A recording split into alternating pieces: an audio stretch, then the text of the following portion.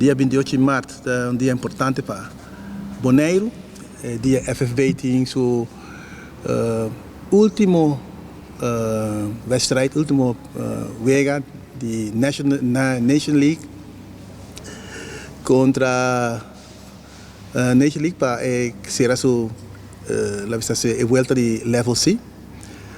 Então nós queremos de fazer na Bonaire. Então, essa aí está uma história sobre a CONCACAF, esse bem Bonaire, para que com a localidade está, mas arranja tudo sorte de coisas para direita feld, direita tribuna, direita kleedkamer.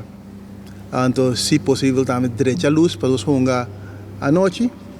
Esse aí tudo na caminha, me espera que eu quero claro roupa ali, para o dia 25, me está claro para CONCACAF accredited feld para nós por hungar.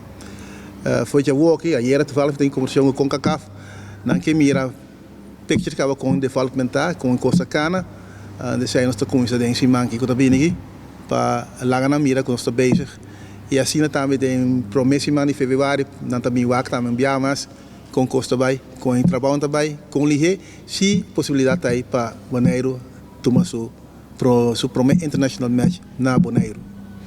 Esse aí está roupa de trabalho, então esperamos que ele claro na tempo para nós gostar de Bonaire na Bonaire contra um time de fora.